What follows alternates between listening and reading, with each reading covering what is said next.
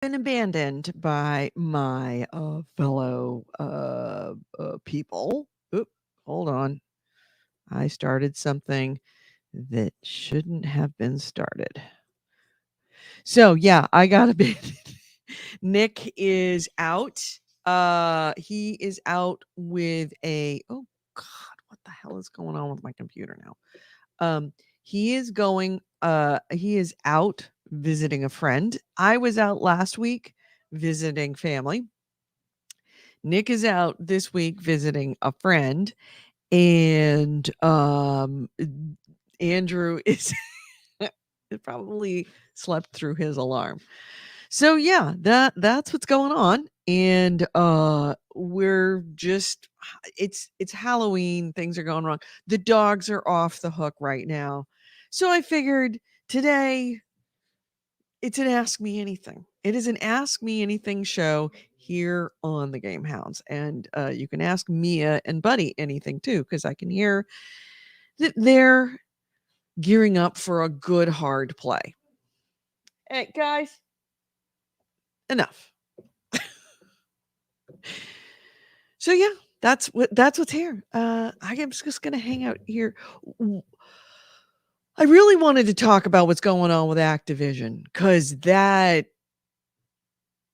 man, I don't know what to think. Couple things I guess we should hit as far as news is concerned. Activision has fairly well rolled over on all the demands of their workforce. The biggest one being that they're committing to investing millions of dollars into creating a more diverse workforce, which honestly, that doesn't mean a lot.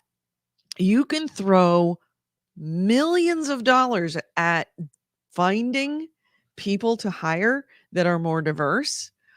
But if you have a workforce, a company that's hostile to those people, they're not going to stay.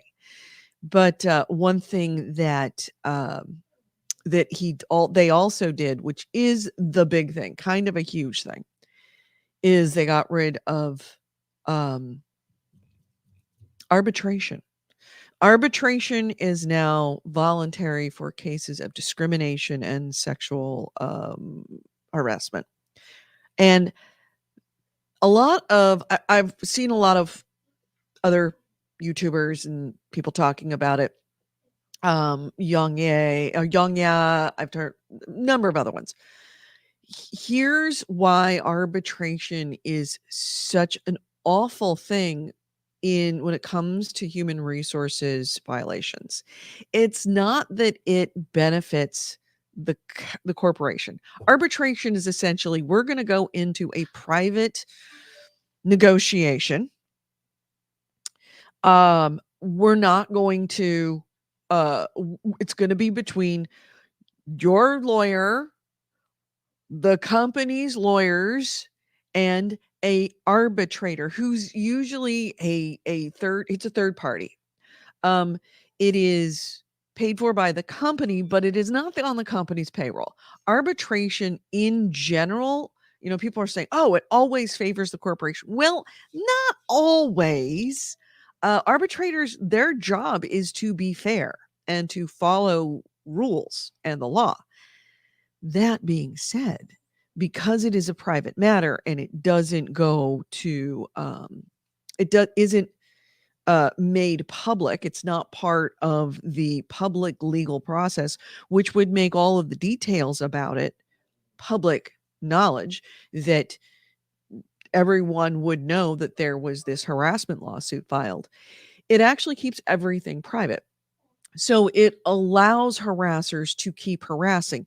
You could be a worker who was discriminated against and be sitting next to somebody else who was also discriminated against in exactly the same way.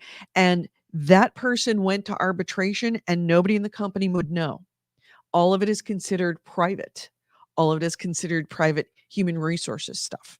This allows human resources to departments without the will to actually cleanse themselves of problematic supervisors and problematic workers that keep having these harassment complaints against them, it allows them to very quietly settle those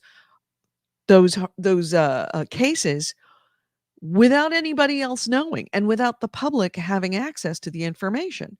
So that is the dangerous part. That is why arbitration is in most employment clauses and why it is so dangerous to companies, because you could have a company like Activision with an incredibly toxic um, workforce, incredibly toxic culture to women, to people of color, to LGBTQ community, and no one in the company would know, and no one outside the company would know, because every time someone complained, if it was actually followed up on, in it, and they decided to get a lawyer, it would go to arbitration, and it's in their contract that it has to go to arbitration. What Activision did is they said, we are allowing, we are making arbitration the choice of the person bringing the complaint. They actually, it's not mandatory, it's optional.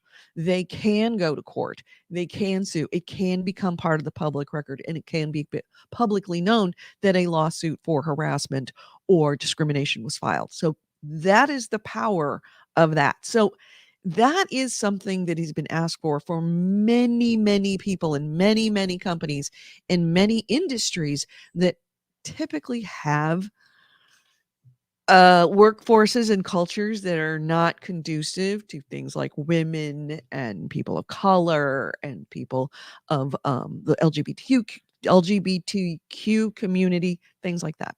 They tend to have the bro culture. Technology being one of them. Medicine, honestly, that's for many years was that, and still in some cases that. Lots of industries have that problem. Not quite so bad recently as video games, but they've had that in the past.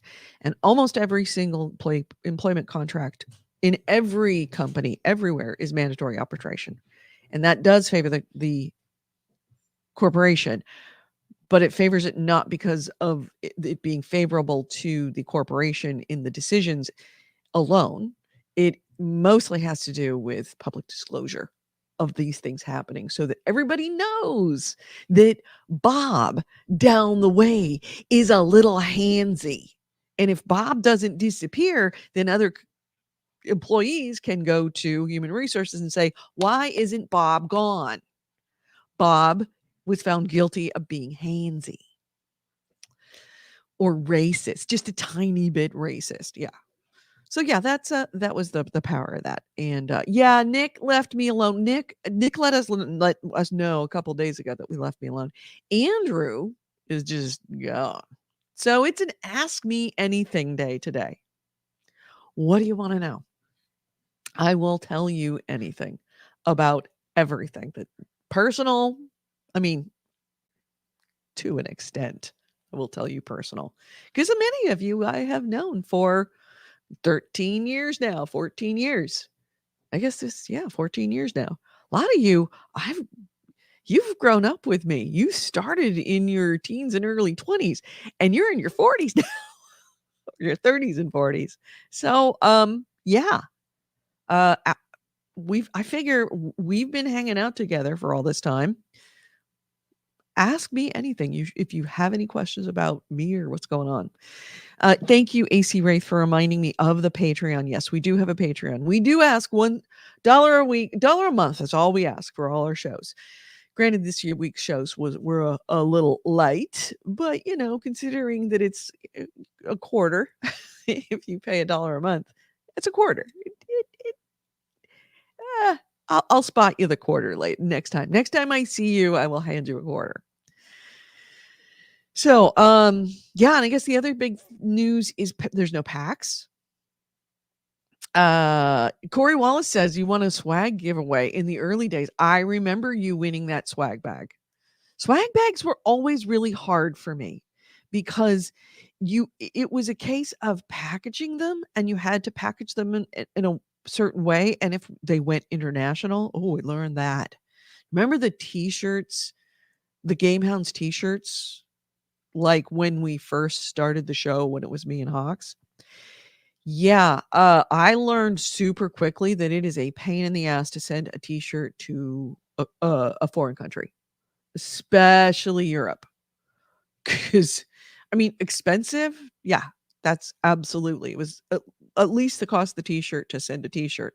But on top of that, you had to fill out all these customs documents that were just pages and pages and pages. And it's just insane what you have to go through to send a freaking t-shirt to somebody. Piss has not been that quite long that long for me, but it has been a while. Yeah, you've been around for a good long time. Yeah, you started right at the end of the Cooper Hawk days? Yeah. Hawks is good. I saw Hawks. Did we do a show, a real quick audio show? I think we may have. I saw Hawks a couple of years ago at PAX. We just happened to cross paths and I recognized him. He didn't recognize me because we haven't seen each other in what, 10 years? But then I also called him recently. I forgot why I contacted him, but I reached out and said hi. Oh, I know why. I was clearing out my hard drive and I came across a bunch of old recordings, like promos that we made back when it was Cooper Hawks and Commander Tim. Remember that throwback?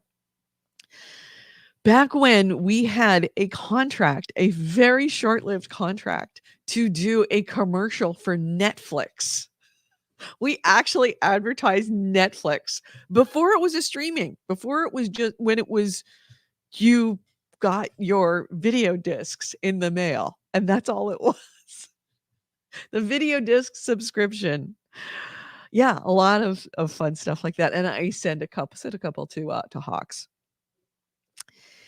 Corey Wallace says, my friend found David Gator book and that he signed for it after 10 years of me prodding. Yeah. Oh, did you win the David Gator book? Because I got that when they we got invited down to the EA. Was it? Is it EA? Was it EJ? It was down Los Angeles, and we went down to a press conference, and it was when they were releasing. Tim Schafer was there, so it had to have been, what was that Tim Schafer game?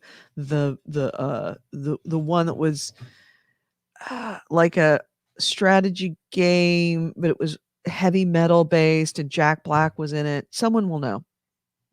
I can't remember that. But we had Tim Schafer there, and then the other thing they announced was this thing that was Dragon Age, and it was like, yeah, and they had signed books, and this was before they came out, that were fantasy books that were signed by the author, who was also the writer, David Gator, the writer of Dragon Age, when this was Dragon Age Origins. And it was a Dragon Age book, and then the Dragon Age book was a prequel to Dragon Age Origins, the game. And so all of the characters, when I opened up Dragon Age, the game, I knew all of it because I read it. I knew all of these characters. And it was like, oh, that's what happened to them. It's like like playing the sequel game to the original novel, which I don't know why EA didn't like pump that book out in every way, shape, and form so that they could get people reading, because it was a really, really good book, a really good fantasy novel. And B, why more video game companies don't do that? Because you get that kind of like jolt of like, oh, there's that character and he's all grown up and he's evil. What happened to him in the years between the book and the game that turned him? Oh, that's right. He was upset because he didn't get the girl and it made him bitter. It's like all of a sudden, all those characters in Dragon Age became much more deep and complex. Brutal Legend. Thank you, AC Wraith. Brutal Legend. Yeah, we had Tim Schafer down there and they talked about Brutal Legend, which was awesome. Brutal Legend. So yeah, yeah, and I guess you were Corey. I guess you were one of the people that I got 2 copies of the book. One I kept for myself, and one I gave away. And I guess you were one of the winners of that. Um, Pist says I watched all of 90210 disc by mail with Netflix. Oh wow, that is such a 90s thing to say. Or early 2000s thing to say. Oh, wow. That is dating you. Anybody wanna know what the upshot of the Edie can't they're sending Edie to giving Edie a week off, and I've got I got lots of places to go, but nowhere I want to go for Thanksgiving, and so decided to take whatever money it took and go somewhere. Anybody wanna know where it ended up? Anybody anybody got any guesses where I decided? And I bought my ticket this week, and it was terrifying. It is more money than I have ever spent on a ticket, on an airline ticket, and then almost equal that in the Airbnb. And then I will give you this might give you a clue. I've spent about, oh, I would say upwards of $800 on clothes that I need. And I say need because you know me, I'm not, I mean, I show up at the show without any freaking makeup on and no eyebrows. On the regular, I don't have any pretense of being that girl that buys clothes to go on a trip. I buy clothes because I need them for the trip. So anybody want to take a guess? Picked Chicago. No, if you had, I'm using Kevin's 401k money. Now, his 401k, he did not have a lot of money, and he didn't start it until he was in his 40s because he was an idiot. So it's not a lot of money, but it's a significant amount of money that I could spend I could spend a good amount of it and not feel terrible. Corey Wallace picked Paris. You are much closer than Chicago. But I didn't pick Paris because, well, one, I've been to Paris before. And it's nice. It's wonderful. I love it, but it's Paris. I mean, Paris is not an adventure. Think adventure. London. Hey, Rochelle, what are you doing, baby? London was a thought because then I would be able to go see Kropotkin. But Kropotkin would not want to see me for 10 days. And meanwhile, I would just be wandering around London. And London's interesting. It's not an adventure. Amsterdam, you are getting very warm, Corey. Amsterdam, the only reason why I didn't pick Amsterdam. Oh, the other reason why I didn't pick London. London is a shit show of COVID. That is a consideration. I needed to be a place that I could get into because some countries I couldn't. And 2, it can't be a COVID shit show. And London is a COVID shit show. Amsterdam was on the list of possible places. I would have liked to have done it, but I've been to Amsterdam before, and it was the most recent trip with Kevin, and that was the last thing I wanted to do, was go to the same place that Kevin and I had our last big trip together. Scotland also was a possibility, but again, not an adventure. Think taking yourself completely out of everything you know. We got Germany suggested. We got Netherlands. All right. Let me pull up for you where I will be. And I should have probably done this earlier. Well, no, I'll just break it to you. Going to Iceland. I am going to Iceland and I am going to live my best Skyrim. And I would have made it Norway, but I can't get into Norway. I'm going to go see the Northern Lights. I'm going to go sit in a thermal pool, sit my fat ass not caring when it's zero. It's literally freezing temperatures outside, and it's going to be hot inside the thermal pool. And as soon as I get out of the thermal pool, my hair will freeze. That's what's going to happen. I'm going to have 4 hours of sunlight per day. I am going to go see a freaking volcano. I am going to go through ice caves. I am going to see the northern lights. Yep, the aurora borealis. Hey, any of you up north? Getting, because I've heard that there is a massive solar storm and that the northern lights, the aurora borealis, is visible all the way down to like or parts of Oregon. I know Minneapolis and Detroit and all are getting it. So yeah. Thank you, Rochelle. I love this for me too. It's it's a way to do something that is going to completely distract me from 2 things. 1, being a widow. 2, Thanksgiving. The 2 things you don't want to put together. The least they want to put together, except possibly Christmas. Your first Christmas after that. So I don't know what I'm going to do for Christmas. I think I'm actually probably going to stay with friends and family. But as far as people, like Thanksgiving, I figure if I'm going to have one gut punch this year, I'm going to save that gut punch for Christmas because at least I can like anesthetize myself with eggnog and presents. Lots and lots of presents. I don't know if Chicago is north enough, but BC Ray says hasn't noticed any of them in upstate New York.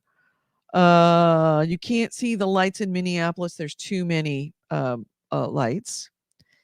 Oh, you're going to the Game Awards. Oh, by the way, let me throw a little promo. Rochelle, you are still doing the Electric Sisterhood, right? Rochelle is the sister, the ninja sister of Electric Sisterhood. And it has been around almost as long as us, maybe as long, maybe more. They've been around for all gone. Man, am I the last one standing? Am I the last rat to get off the Titanic?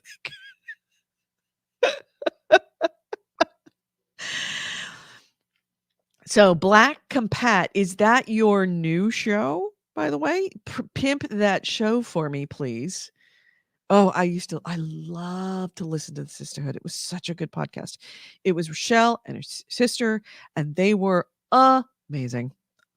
And Goalie's asking, where are the other ladies? The other ladies have abandoned me. One of them planned. One of them, I think, is just sleeping. I emailed him or I texted him an hour ago. Still no answer. So, yeah. EC Ray says, I have the hot cinnamon variant of eggnog in my fridge.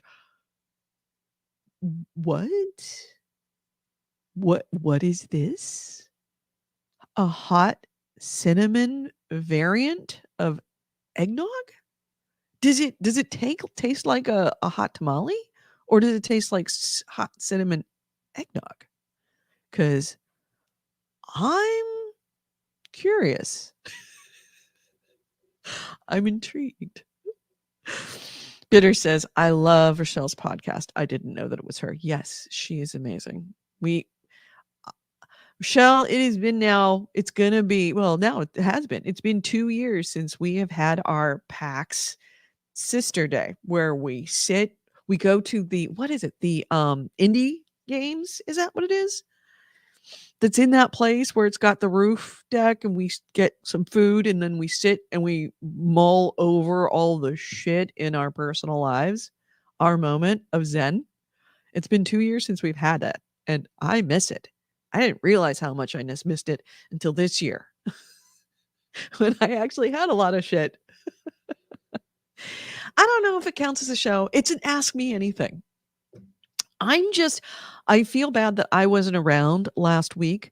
I went down to visit my family. my cousins down just a couple hours south of me. They were visiting their ranch, which it is nice. It's nice for them. It is nice for them. And they're wonderful people.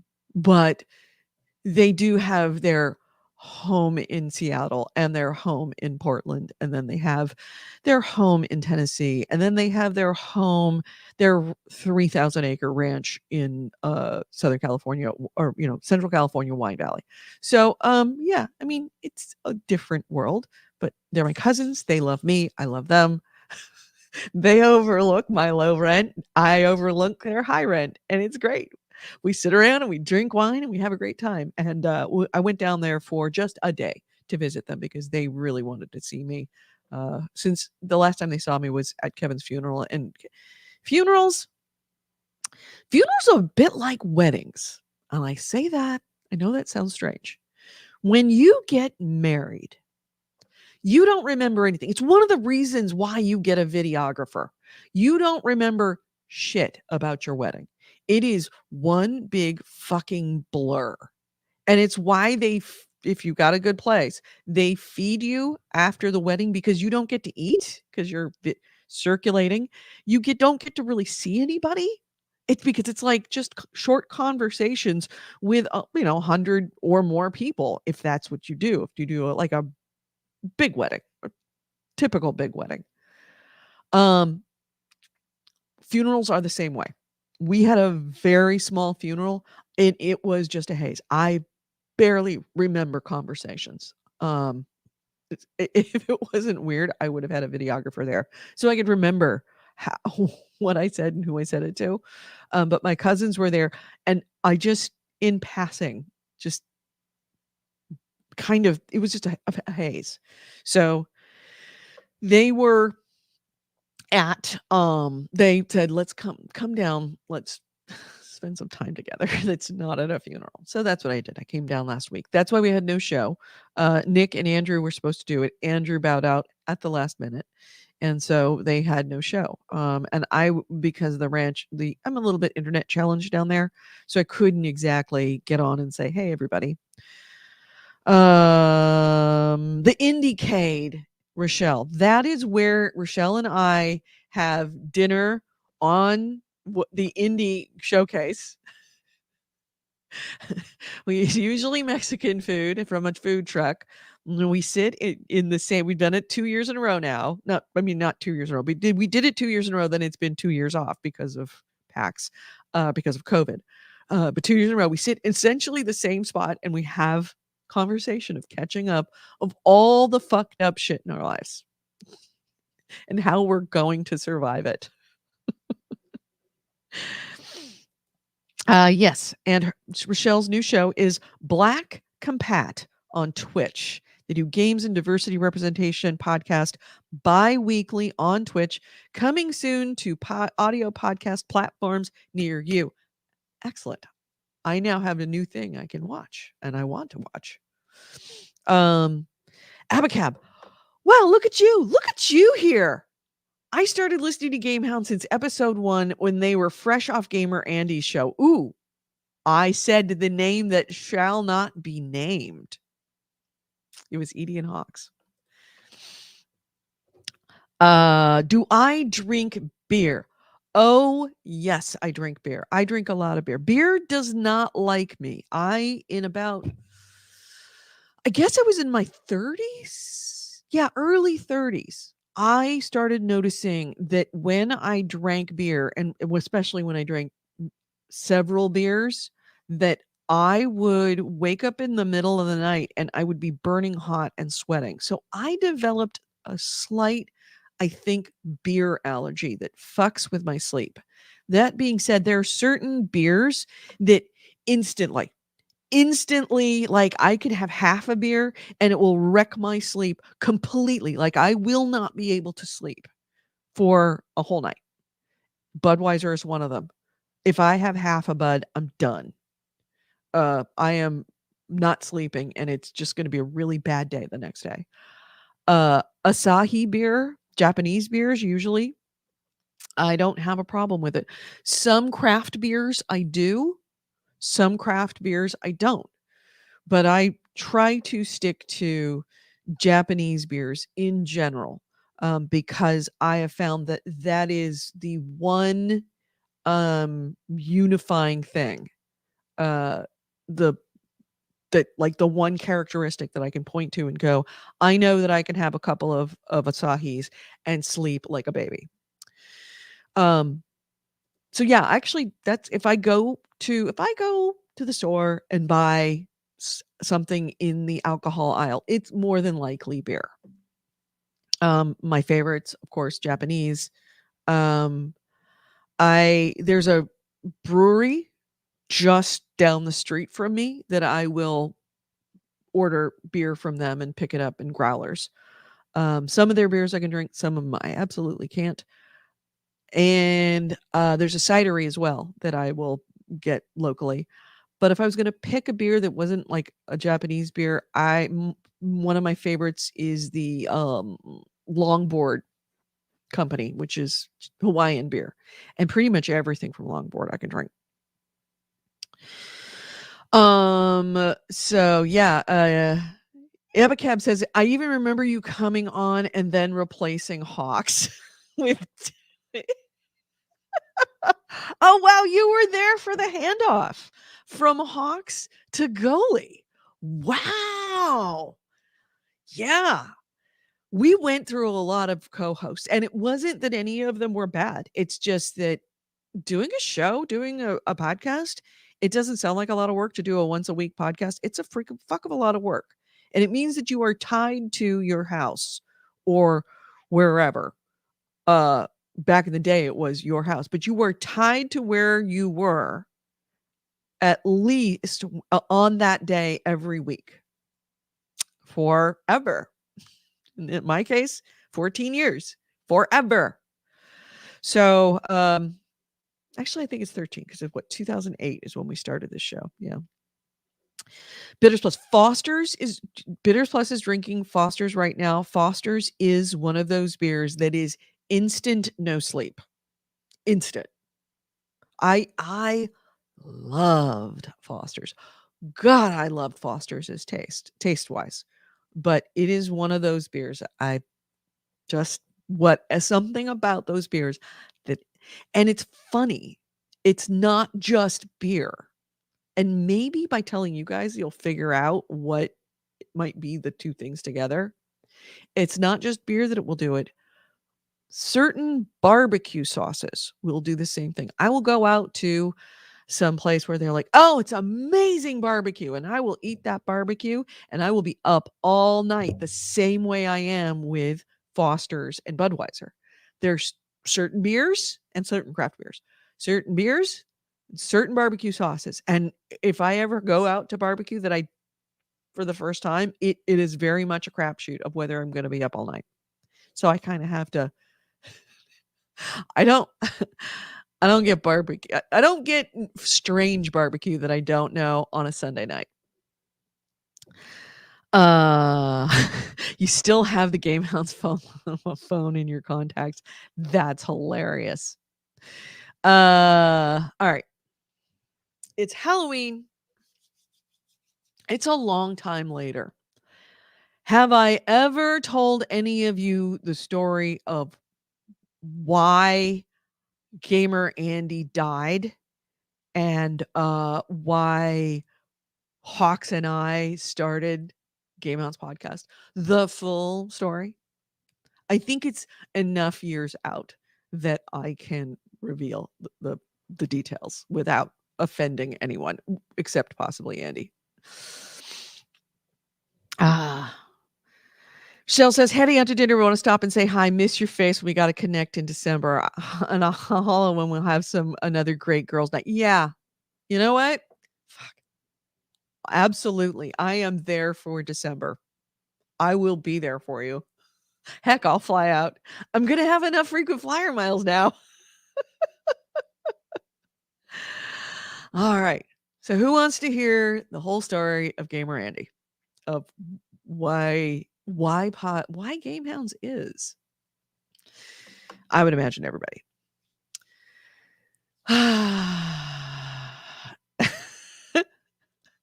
I'm Gamer Edie, and this is the rest of the story. Yes, here is the rest of the story. That's the first time, by the way, that I mentioned the name Gamer Andy on this show. Gamer Andy's name has been banned, and I'm only because I said it once and it's been so long, I may as well now just he's Gamer Andy is going back on the banned words list at this show. It will always be known as that show that we used to do, or that podcaster who shall not be named. Um, am I still angry about what happened? Fuck yes. So that is why he is still banned, but I will tell you the whole story.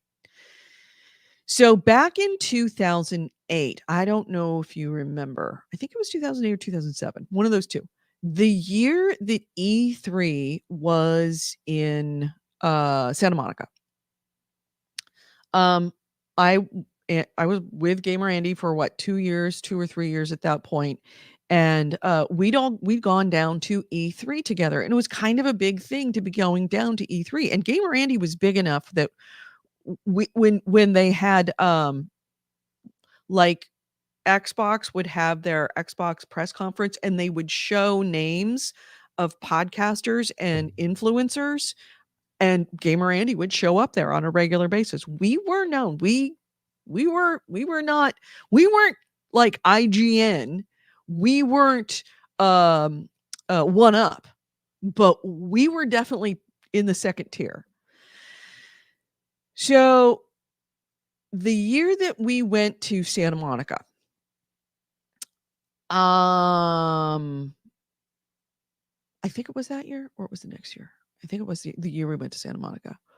Uh, that year, the new Call of Duty had come out, and Robert Bowling was the representative for that. And it was about 2 or 3 weeks before E3 that they brought not all, they brought a handful of major podcasters down there.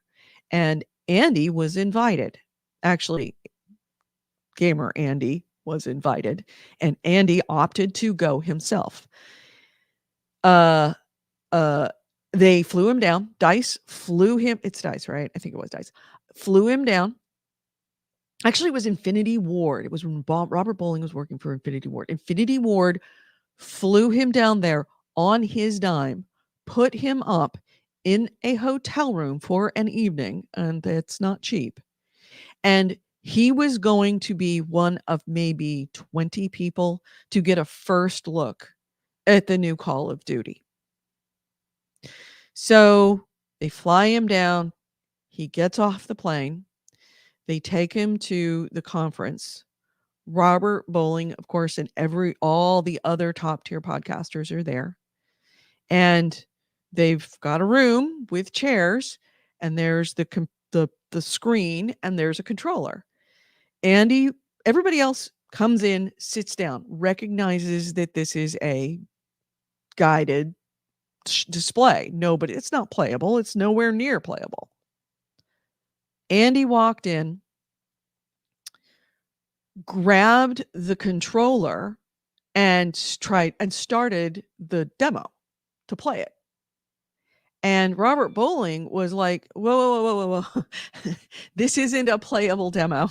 This is just a guided demo. I will be playing it, Andy. Can you go take a seat? And then he's like, well, what the fuck? If I'd have known this wasn't a playable demo, I wouldn't have fucking come down here. He lost his shit on Robert fucking Bowling, and he did it in front of everybody that were top tier podcasters. Everyone was shocked and taken back. And it was like, holy shit, did he just do what that was? Andy threw a shit fit to the point of where at that point we were instantly banned from pretty much everything. Andy killed the podcast because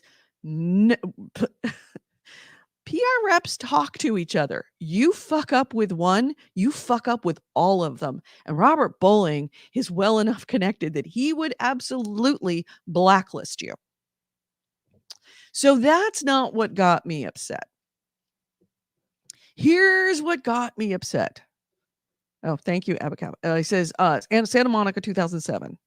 That's where Peter Moore did the shut off during the rock band. Yep. So here's how that's how Andy killed Gamer Andy.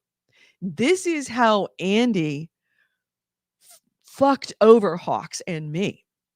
Not so much Hawks. Definitely me. Hawks I had to tell him about this afterwards. So Andy comes back from this event.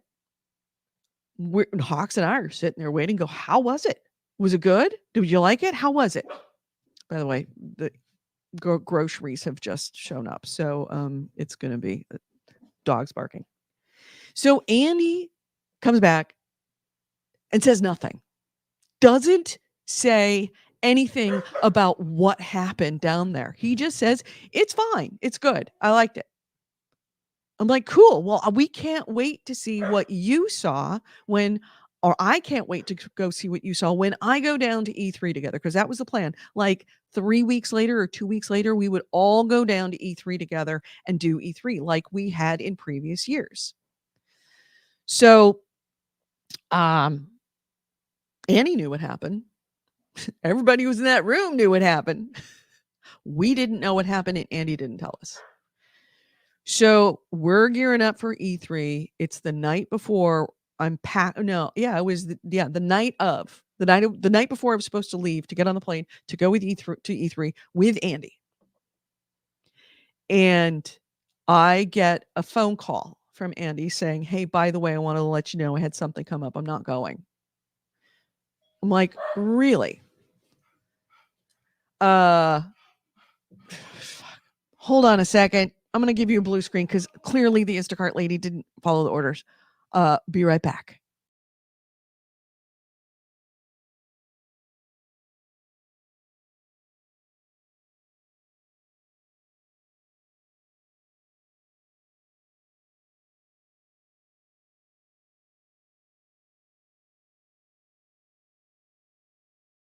All right, sorry about that. I'm back. So, night before, Andy says, I can't go. But I've contacted all of my contacts down there. They're going to treat you well. They're going to be very nice to you. I've arranged for, like, I've changed my name off of all of the press conferences that I was supposed to go to your name, representing Gamer Andy. And I've changed everything. And I'm like, cool, great. I mean, that's kind of sucks. This is weird that you're bailing the night before E3. But I guess whatever's going on is important.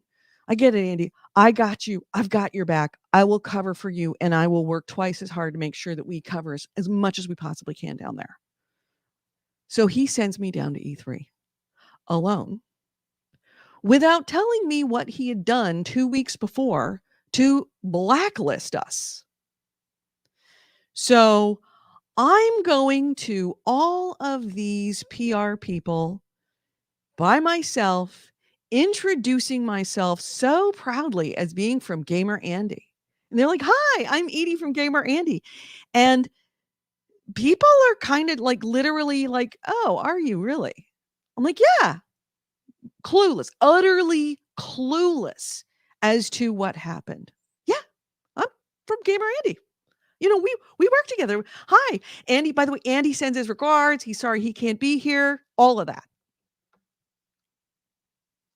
And it was only about 2 days into it that one of my friends, who's a podcaster down there, said, so what's up with Andy? And I'm like, what do you mean what's up with Andy? He's just not here. He had something to do. He goes, no, what he did at the Call of Duty thing. I'm like, what did he do at the Call of Duty thing? And that's how I found out, was from somebody else, that I was blacklisted, that we were all blacklisted. And I had essentially humiliated myself by going up and introducing myself to Robert Bowling and saying hi. And Andy had such a great time down there. We really appreciate. He bailed because he was too embarrassed to face it himself for what he did, but he sent me down there to face it for him. It was one of the more shitty things anyone has ever done. So I came back. I asked him about it. He said, it's none of your business what I did down there. I was shocked. And at that point, I knew that I wanted nothing to do with Gamer Andy. I certainly didn't want my name attached to Gamer Andy because he had gotten the name Gamer Andy blackballed, had essentially killed it in one day. And anyone attached to that name was poison. So I went to Hawks. Well, I told Hawks about what I knew about before I confronted Andy because I wanted to make sure that I had this right. I also asked Robert Bowling after E3 because I wanted a first person because I didn't want to go on rumor. And I'm like, Robert, only halfway through E3 that I found out what happened down at DICE or down at Infinity Ward's preview of Call of Duty. Can you confirm what I heard as a rumor of what Andy did? And he said, yes, it was absolutely true. So I'm like, well, good to know. That's when I went to Hawks. I said, Hawks, this is what happened. I've had this confirmed by a first person that was there. I've had it confirmed by Robert Bowling. And I said, if we want to continue to be podcasters, we need to bail on this and we need to bail on it ASAP. And that's when Hawks and I both agreed that we were quitting the show, and we quit the show within 2 weeks of that and had already planned. I had secured GameHounds. I had secured all of the other stuff so that Hawks and I could go directly from Gamer Andy to GameHounds. That is why GameHounds exists. GameHounds exists because Andy got Gamer Andy blackballed. So yeah, that's the whole story. And it's been, I feel kind of, that is the secret I have been keeping from you because I didn't want to get involved in any of the drama of that. I didn't want the drama of Gamer Andy to follow us to GameHounds. So I didn't say anything. And I just said, we aren't going to mention his name. We aren't going to mention that we are formerly of Gamer Andy because we can't now. Gamer Andy is dead. Is like poison right now. We can't even use our previous affiliation or work to help promote what GameHounds, the new GameHounds, this new show. So yeah. I think Andy has reached out to me once in the last 12 years. And I was polite and short. I don't want anything to do with him. And yeah, I'm still angry. It is one of the shittier things I've ever done that's ever happened. Andy took what could have been a real it could have been a really successful podcast. We had all of the we had the perfect storm of two really good podcast hosts. We had a third person with a journalism background who had connections within the major media industry, not podcasting, but major media industry back then. We could have turned it into a network. That was a discussion. We could have turned it into we could have connected it and syndicated it so that it would be picked up by news organizations like ABC and CBS and NBC to be able to pump out like short blocks that we would just pump out to them so that they could say that they were covering tech news. We could have done all that. It was all in the works. And Andy fucked that up in one day because he drank his own Kool-Aid. He thought he was bigger than he was, and he was a dick. And I don't know, maybe he was high. I never bothered to ask. He didn't say he was. If he was high, I would think he would use that as an excuse when I confronted him about it. But yeah, that's the story of GameHounds and Gamer Andy. Now you know the story. So we will go back next show to all of the calling it of the podcaster who shall not be named and that other show we used to be on. Gully says he heard a different story. I heard you didn't make him a sandwich. No, fuck that guy. Another thing that Andy did. God, this is like rip on Gamer Andy Day today. Here's another thing that Andy did. If that doesn't upset you enough, I've got a story that even if you don't know gaming, this should be enough to ban you from Gamer Andy, or to ban you from friendship. Andy house sat for us. Where was I? Kevin and I went to Europe. I can't remember where we went, but he's house sat. Maybe it was Burning Man. It was Burning Man. We went up to Burning Man for a month because we were part of the organization that actually built the city. And asked Andy back when we were friends if Andy would like to house sit for us. This is way before the whole Activision thing, or for the Infinity War thing. And he said, yeah, sure. Do you mind if I have my girlfriend come too? I said, it's a little weird, but okay. I mean, you're going to be sleeping in our bed. Don't know how I feel about that, but you know, I mean, if you insist. And he's like, oh, no, she wouldn't be sleeping over. I'm like, okay. So he stayed at our house for a month. One of the things that Kevin has in his room, because he at that point he was working for Skywalker, so he had, you know, $80,000 or $100,000 worth of audio equipment and software and speakers and things like that in his room, in his office. So Kevin had security cameras in his office. So Andy stayed here. He drank the bottle of our champagne that I had saved from our wedding. And then complained that it was not good champagne. He spilt something in my kitchen. I believe it might have been sourdough starter or something that was whatever. It was dried so hard that I had to bring a chisel to get it off of my counters. And then had his girlfriend stay overnight. We can confirm that because Kevin happened to go through his security camera footage when we came back. And there is Gamer Andy in Kevin's office using Kevin's computer, sitting on Kevin's chair, naked.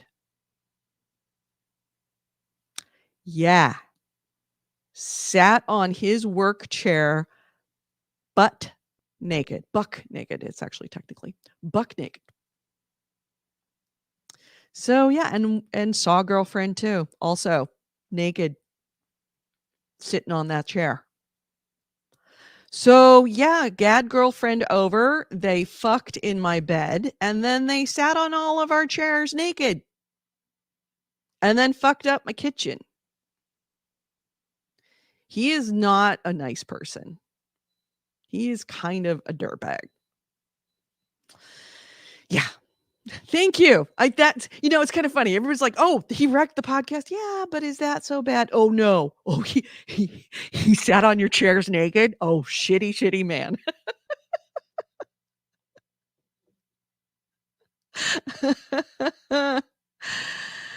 So yeah, you butt germs. Yeah, and it's kind of funny when Kevin, of course, is checking he's sitting on his work chair and checking his security cameras and comes across that, and it's like, ugh, ugh, ugh, ugh. So yeah, we promptly went out and got a new mattress. So that was not a cheap mattress. That was a $5,000 mattress at that time because Kevin had a bad back. We had to go out and get another $5,000 mattress. His chair was a orthopedic chair that was specially made for him. So we had to keep it until, well, we kept it. We ended up keeping it because we'd spent so much money. It's like we can afford to replace the chair or the bed or the mattress. And it's like we're replacing the mattress. Yeah.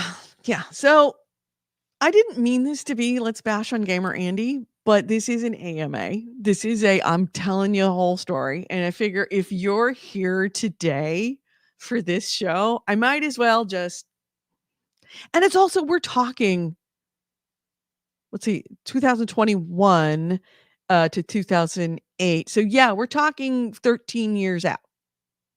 I think it's time to just pull the scabs off of this. So any other stories you want to hear about things that happened? It's kind of sad that Rochelle has left because she was around for many of the things, but the podcast, not so much now, but the podcast industry, I mean, the podcast community, it really wasn't an industry at that point. It was just a community of people. There were a lot of some really fucking shitty people. There's one incredibly shitty person that is he doesn't, I'm not going to say the name and I'm not going to say the name of the show. The show died. He was such an asshole to me. And he was an asshole to me simply, and he told me flat out, "You're a girl. You don't belong in this. You don't know anything. You're not a real gamer because you're a girl. Girls can't game." Flat out pretty much told me that. He no longer podcasts. It's one of the reasons why I kept going is because I wanted to be around longer than he was. But he still owns his URL. I check every year that his URL comes up for renewal because the first year that he doesn't fucking renew that URL, I am taking that URL and I am pointing it to GameHounds. I hold on to grudges long and I am tenacious and I do not give up. And I don't care if I'm 70 when I do it. But I am taking that URL and I'm pointing it to GameHounds. And then I'm going to send him fucking screenshot. I don't care how old he is. I may be doing it through our VR glasses from my wheelchair at the old folks home, but I will fucking do that. Are you learning more about me? There's this whole sunny exterior. Down deep inside, I am a raging ball of hate and revenge. And I don't know if it makes you scared of me or makes you like me more. So, yeah, Goalie, yeah, you do tell me I'm not a real gamer all the time, but I don't listen to you. You're not. I'm first off, I'm older and I don't care. But back in the days when I was, also there's a ton more female gamers now. Like it's not unusual to find female gamers. When I started, there were like 3 of us, and I think I had been maybe one of only 2 or 3 podcasters that were female. So yeah, I don't care if I'm not a real gamer now because I don't need to be. There are other female gamers that are way, way, way, way bigger, better, and undisputable than I am. I don't need to be here for my gender. So Corey Wallace says Goalie's not a real gamer either. Point. We're all gamers. We are all gamers. even board gamers, even the Stratomatic gamers. AC Rest says you're dressed as a homicidal maniac for Halloween. They just look like everybody else. I like that idea. So, are there any other questions that you have for me? About anything? I'm happy to answer anything. Otherwise, I've got literally groceries on my front porch, and it just occurred to me, it's Halloween. Kids are about to come to my front porch, and there's just groceries there. Possibly not a good idea to leave them out. Worst Halloween candy ever. It's ground beef. Ugh. All the moms are like, best Halloween house ever. All right. Anyway, any other Ask Me Anything questions? Because otherwise, I'm going to make it a quick show. We'll just leave it here. Go get my shit. You want me to just go get my groceries, bring them in, and then continue on?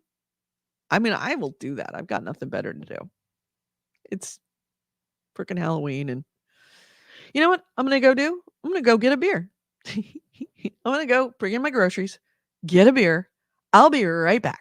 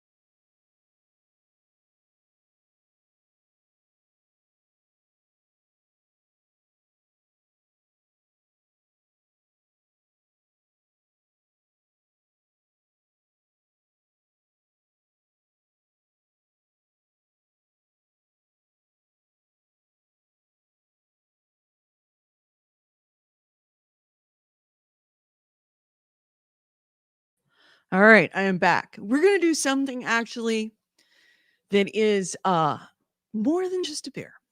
It hit me that I could do this, and I haven't done it. I think it's a good night to do it. Anybody watch Korean television? And watch Korean dramas or Korean anything? You will know that one of the drinks that they have that is very popular in Korea is essentially the equivalent of a Boilermaker but with soju. It's beer, and I actually have soju.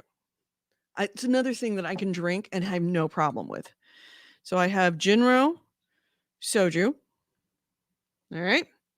We got our there we go. Sapporo beer. I'm gonna be drinking. I forget sidecar. I forget what it's called. It's not a sidecar. I forget what it's called. But essentially, here's how you do it. You pour your beer in a glass. And you don't pour it all the way, because if you pour it all the way, then you're screwed. So yeah, you pour it. Oh, that looks weird, huh? You pour your beer in a glass. Then You crack open your soju.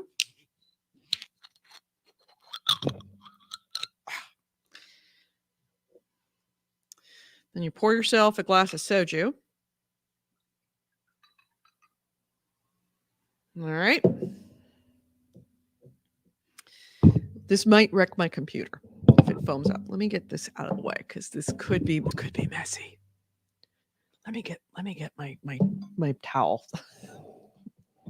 Because if this goes badly, this will go very badly. All right, you ready?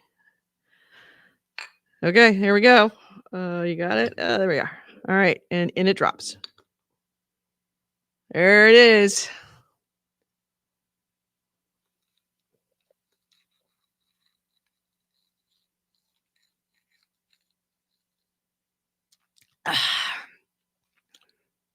You're supposed to drink the whole thing.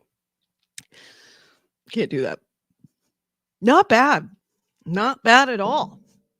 No complaints. Bitter says, I have topped the Andrew and Nick's episode due to alcohol drinking. Oh, I'm good at that, especially when I've got nothing else to do. Hey, so do you hear about PAX? PAX South, the one in San Antonio, the one that I've been meaning to go to for years, has now been permanently canceled. It was canceled the last 2 years. Well, it was canceled. Yeah, it was canceled the last 2 years. Well, canceled last year because of COVID. And it was gonna get canceled probably again this year because of COVID. But they actually said, you know what? We've spent so much time, so much effort, and it's been around for 3 or 4 years, and it's just not getting the reception. Boston, PAX East, instantly a hit, like massively a hit first year, second year, bigger hit, third year, even bigger. Every year it gets bigger. Of course, PAX West, very big. PAX Australia, I don't know, haven't really seen, but PAX South was always kind of, it's the quiet PAX. And most people would say it's not really worth going to because there's not enough vendors that go. There's not enough developers that go because there's not enough people who are going. So that's why I didn't really go. Although honestly, I don't know why. I don't know why PAX South didn't do well. I don't know if it's because there's already a South by Southwest in Austin. I don't know. It should have done well, but it didn't. So PAX South is gone. Which is sad, but honestly, they probably got to cut corners at this point. PAX didn't have a huge amount of sales and at PAX West this year. Goalie, do you know if they did PAX East? Did they do PAX East this year? I can't remember. Or is PAX East coming? I should look. I could actually probably look this up. PAX site is .com is the website for PAX. PAX Seattle, PAX Melbourne is PAX Australia, Seattle Dev Conference, the PAX Unplugged in Philadelphia. Oh, that might be fun. Hey, Philadelphia, man, Philadelphia is just a dumpster fire too right now. PAX East, July 15th through 18th. So I guess it did happen this year, but I would imagine that its attendance was much smaller. People are staying away, and wisely so. Wisely so. There's reason I didn't go to PAX. Well, other than the fact that I don't have free airline tickets anymore.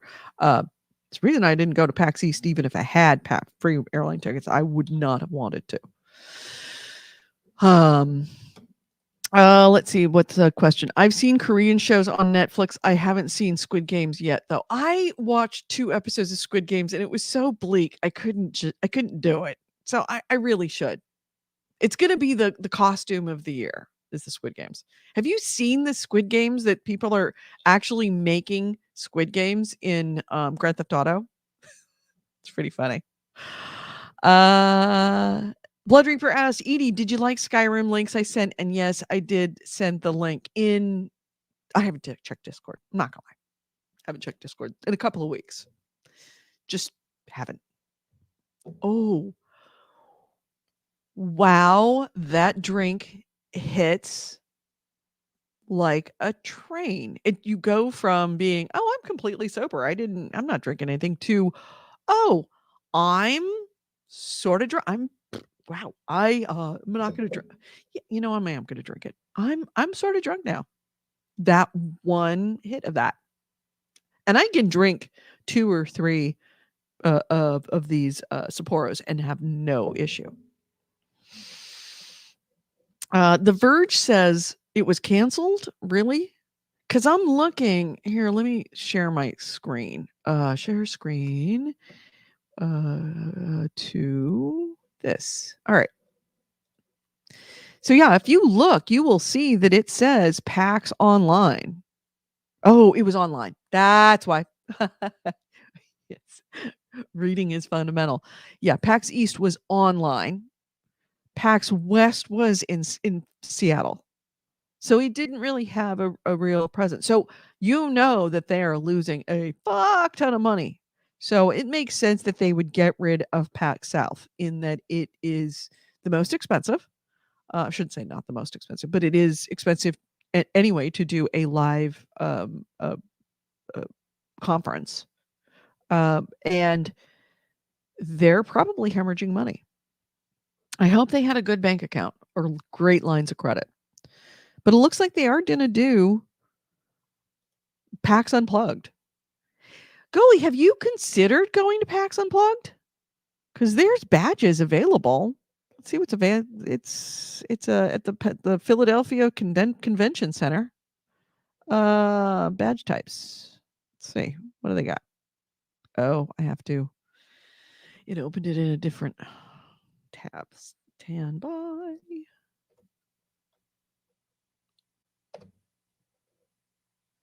There we go. Yeah, not bad. $75 for the 3-day pass. Not bad at all. And yes, there are available. You can get as many as 15 of them if you like. See? They will absolutely sell you 15 of them. And they requiring full vaccination. But yeah, Gully, you might want to think about going to PAX Unplugged because you are the digital to dice guy. Drunk Gamer Lady podcast. I've been thinking about doing a short YouTube series about my trip to Iceland because people are saying, well, what are you going to see anybody? Do you have any plans? I'm like, nope, I do not. I have no plans. I'm probably going to make a couple of like reservations for tours, but I also know that A, it's winter, it's slow season. B, Iceland has got nobody going to it because of COVID. So lots of things are open that you can normally make that you'd have to make appointments for weeks in advance. You can just get them that day. So I've been thinking of doing a short series of the trip to Iceland. And I don't know what to call it. The only thing I can think of is lying in bed. I've gone, I could name it Old, Fat, and Widowed. People would definitely click in to a show, a travel series called Old, Fat, and Widowed. Not that I'm terribly one of them I'm definitely. The other two, meh. Yeah, I mean, probably. But those don't bother me so much. So, are you still here? Of course, I'm still here. Edie's midlife crisis. It really is. This is the midlife crisis. It is. That's a very good way to put it. It is definitely a midlife crisis. And I am doing it in the way that all midlife crises are usually handled by doing something wild and crazy and expensive. And that is sort of what I'm doing. And it is expensive. The airline ticket was $1,800. Here's the cool thing. Fun fact, couple fun facts that you may want to know if you are ever considering going to Iceland. One, that Iceland Air is a partner airline of just about all domestic airlines. Like I should say a number of domestic airlines in the United States. They're partnered with fucking everybody, which means that you can get your mileage on Iceland Air with your Iceland Air. I think it's called Saga points. But how often are you going to use Iceland Air? Never. However, you can put your on the domestic leg of your flight or any partner airlines, you can put your mileage number for that domestic flight and it will count for the whole thing if they're a partner airline. For example, Alaska Airlines, where I am a member because I take a trip every year, up until this year, last year, to Seattle. So I am an Alaska Airlines member, and I've got an Alaska Airlines credit card that I put fucking everything on all year, so that way I can take a free flight up to Seattle. I pay for my flights by using their credit card. My trip is going Seattle. I specifically picked this trip. San Francisco, Seattle, Reykjavik. That's actually the shortest trip because you go over the Arctic Circle. And because I am taking Alaska Airlines, it's a code share from San Francisco to Seattle, and because Iceland Air is a partner of Alaska, I get credit for the entire trip on Alaska Airlines, which means I get the miles. So that's number one. The other fun fact to put this in your little skull that you might remember someday and you might need. Iceland Air has this amazing thing that they do. Your layover, you can take up to 2 weeks in your connecting city and it's still considered one trip. So most airline trips, when you connect, it depends on the airline, but you have a certain amount of hours. And it's something like, I think 18 hours is the most that you can spend on the ground during a connection before the next flight is considered its own individual flight. So you can't fly San Francisco to Chicago, Chicago to Boston, and count it as a San Francisco to Boston flight if you take 2 days in Chicago. It's going to be San Francisco to Chicago and then another flight that you have to pay for, Chicago to Boston. With Iceland Air, you can take up to 2 weeks in your connecting city. And so it's for all the airlines that Iceland Air has code shares with, which is like JetBlue or Alaska. I could, with my flight, in theory, if I had all the time in the world, take San Francisco to Iceland and connecting through Seattle. I could spend 2 weeks in Seattle and then another 2 weeks or however long I wanted to be in Iceland. And it would still count as one flight, as one trip. Same thing with Boston. If I took JetBlue with Iceland Air, bought the ticket through Iceland Air, and it was a JetBlue flight that flew me to Boston, San Francisco to Boston, I could spend up to 2 weeks in Boston and then continue on 2 weeks later to Iceland and back.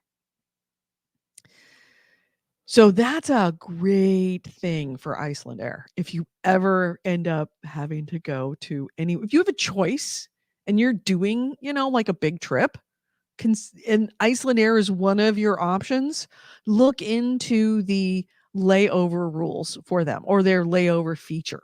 It's a thing that they sell. AC Ray says, I'm in my mid-40s and still not past my quarter life crisis. I'm hoping that just means I'll live longer. Oh, sure. Absolutely. That's the way it works. If you don't have any crises, you live longer. And Bitter says, in my community, you are not fat, just thick. Oh, yeah, I'm thick. Thicken the ankles, thicken the wrists. So, all right. Well, we're kind of running out of things to talk about, unless there's anything specific that you want me to talk about, because I will totally freaking talk about anything right now. I am this is surprisingly powerful. I can't believe people drink these midweek in Korea and like feel obligated because their boss is there to do so. Because this is I can drink. Every year I start about, I would say, June or July to put my liver into fighting shape for PAX. And I do that by drinking a little bit more than I should, not drunk, but just like even midweek, like every day having something to drink, an alcoholic drink, and then on the weekends getting just a little bit tipsier than I should be. And that is the way that I get my liver into fighting shape, so that when I go to PAX, that I'm not a one beer wonder, because if I don't drink for months and months and months, then I'm a one beer wonder. I want to be able to have a beer. I want to be able to be sober and not have to be poured back in the hotel room. So, or make a fool of myself, like demand to play Call of Duty and sit on people's chairs naked.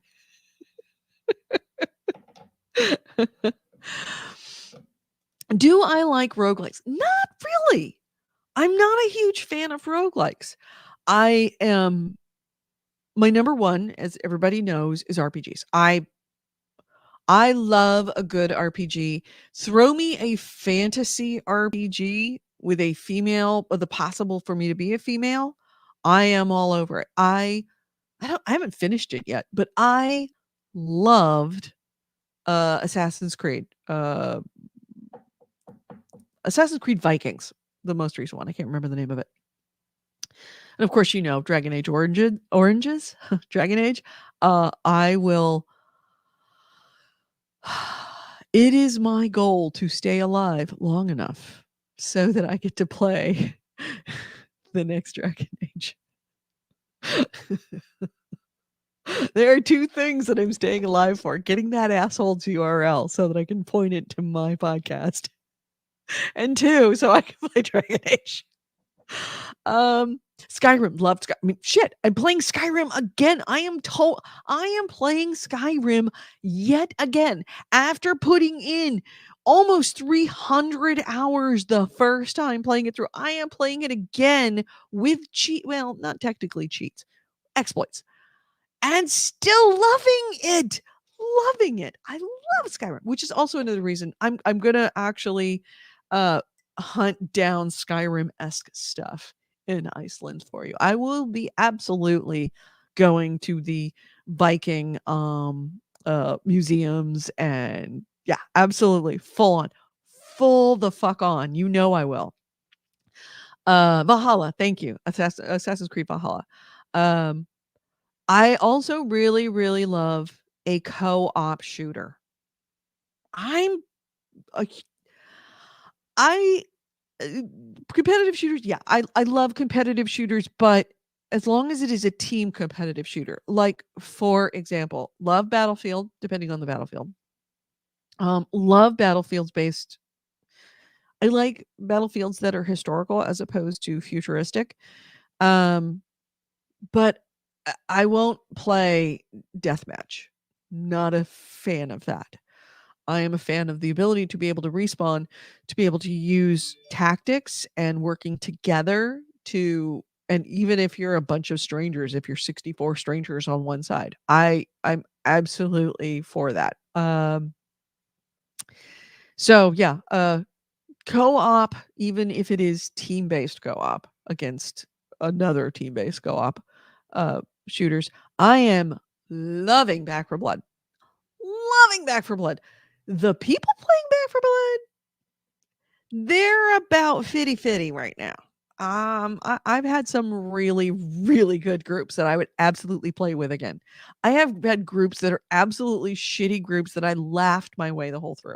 Had one last night where the 2 guys had admitted all I wanted to do was go in with Dat, Chaos's friend Dat, who I was playing with last night. You get an achievement if you can get through the first level without killing anything. So pretty much you just run from the beginning to the end.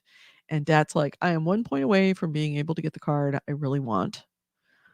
I'm just going to do one more right before I go to bed. I'm like, fine, cool, I'll go with you. So we had it all planned, but he did not designate the group as being private. And they brought in 2 guys who were so fucking high. Those guys were so high. This is somebody who was around in the 80s and 90s. There were a lot of high people. I know what high is. These guys were one of the two of the highest people I have ever encountered on game. I mean, they were lit. They were Snoop Dogg incapable of moving, of making sense, and so fucking funny. We ended up not being able to to achieve what we wanted to achieve, but they were goddamn hilarious. And yes, there are a lot of those in the Back for Blood. There's also a lot of really awful people that are just shitty. Just they don't think you can hear them for some reason, and then they start talking shit about you, and you're like, you know what? I think you can do the rest of this on your own. But the game itself, so good. So good. For I'm impressed at how well the matchmaking works this early into its cycle. Most games that do matchmaking don't have as good a matchmaking, certainly not as good as matchmaking at crossplay. Their crossplay is great. The crossplay is seamless. I actually have to look to see where they're talking. Now, I will say this, sometimes there are communications issues over crossplay.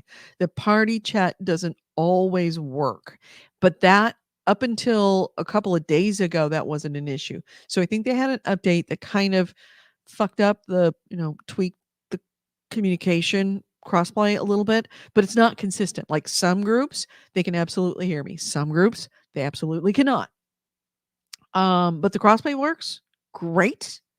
No lag. Everybody is usually, if everything's working well, you can communicate. But the matchmaking is short.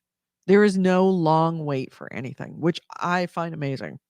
That it's not bogging down due to the technology. But and also the gameplay is really good. It's seriously fun. It does still have the big uh difficulty curve, like that first curve. Like you have 3 levels: recruit, veteran, and I think it's nightmare. The reason why I don't know is because I haven't even remotely considered that be a possibility. Recruit is where you kind of go through the story so that you can collect the cards that you need that give you the boosts so that you can kind of build out a good deck to have a build. And then once you have that build, then you can go up to veteran, where it gets seriously hard. And if you're going in without having not only a full deck of really good cards, but also a full deck of really tactfully chosen cards for a particular build, meaning your melee build, your shotgun build, your LPG build, your SMG build. If you haven't picked those and gotten down where you're like, okay, how do I want to play this character? Your healer build, there actually are healer builds. For particular characters that each of the characters that you play have their own kind of perks as well. You're not going to do as well in veteran. You have to have that level of development. That being said, recruit still a hell of a lot of fun. hell of a lot of fun. And it's not that it's not challenging. There's 4 chapters, and I played chapters so far, chapter 1 and chapter 2. Chapter 2 is significantly harder than chapter 1. I played a little bit of chapter 3. It seems to be significantly harder than chapter 2. So it's not only just the ramp up of the difficulty levels in the options, it's also the ramp up the difficulties of the chapters. So you can very much exactly tweak where at what level difficulty you want to play. I know that I want to play recruit chapter 3. I know I want to play veteran chapter 1. I know that I want to play recruit chapter 1. That's going to be the easiest. And when you go into both quick play and your campaign, you can pick the chapter that you want to start with once you've already played it. I mean, obviously, I haven't played chapter 4. I can't go to chapter 4 unless I get through chapter 3. Then I can go to chapter 4. So there is that little like perk from finishing. So it's not in that same way where you just pick a difficulty and say, this is my difficulty. Because then you start getting into issues of, there's not enough of a difference between the two. There's too much of a difference between the two, between recruit and veteran, or easy and normal. It actually allows you to tailor exactly at the level where you want to be. Maybe you want it a little easier than you would normally do because it's like, I just want a nice night where you sit back and kill a bunch of fucking zombies and not worry about dying. Sometimes I want to sit down and I want to be a little bit challenged, just to be a little bit scared that I'm going to die all the time. You can really hone down to the difficulty that you want and then pick that difficulty. So, Bitter says, I love playing Warframe stoned. Yeah, but not this stoned. These guys were so high. I live in the San Francisco Bay Area in California where pot's legal. We see a lot of high people. These guys were high. EC Ray says pug life. I mean, it's because I have no friends, but pug for life. Yeah, I'm the same way. I think that it is a good way to figure out the culture of a game by going into a pug. You go in, there are some groups you go into pugs and they're fantastic. And you go to pug after pug after pug, and you will get mostly really nice people who want to talk to you and play well. And then the occasional asshole. Final Fantasy 14 is a good example of that. Most people, totally nice, totally great. And then you get the occasional, fuck you, I'm bailing in the middle of the dungeon because you are assholes. More than welcome to it. I will find someone else. Sometimes there are groups that are just incredibly toxic. Fortnite. Just toxic human beings. League of Legends. Toxic.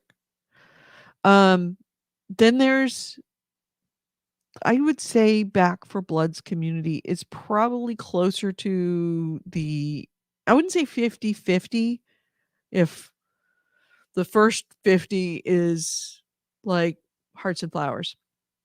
Like Final Fantasy. Or even, you know what? The best pug community I ever played with, where I just never, except rarely had an asshole, was Mass Effect 3 multiplayer. Everybody always talked. Everybody was always in a good mood. Everybody was working together. It was great.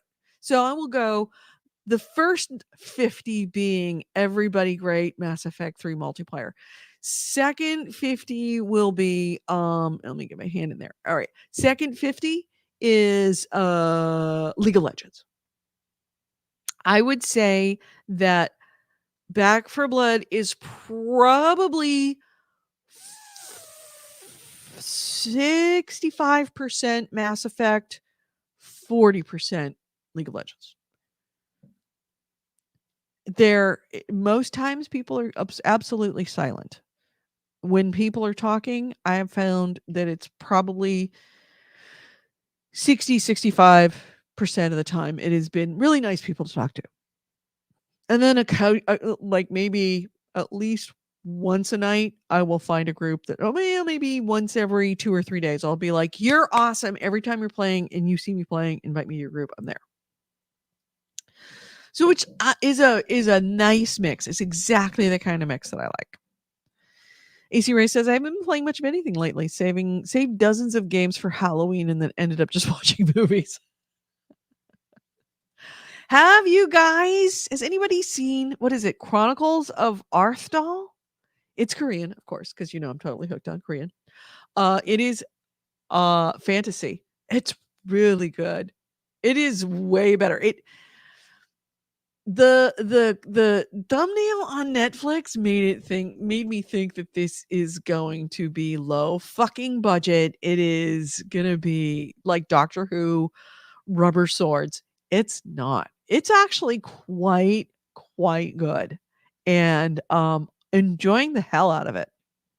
Let me pull up a YouTube, and I will show you the trailer for it. Didn't think I would be talking about it. Chronicles, and it's a Netflix original. All right, Chronicles of Arthal. There we go. There's the official trailer. Hopefully, this will not get me banned from fucking Facebook. Oh, by the way, I'm sorry. Meta. What a terrible who got paid for that? Meta. What a terrible freaking name. I mean, bad enough that they're rebranding themselves at a time when it looks really awful to be rebranding yourself. I mean, it looks like they're trying to, oh, I'm just going to put a new skin on and I'm an all new person. I'm not evil. Facebook evil? No, I'm not Facebook. I'm Meta. Bad. I mean, it's just so insulting that that's happening. But that they picked Meta. The first article that I saw come out about the reaction of Facebook naming themselves Meta is apparently the word Meta in Hebrew. Everyone in Israel laughing their ass off. Why? In Hebrew, Meta means death.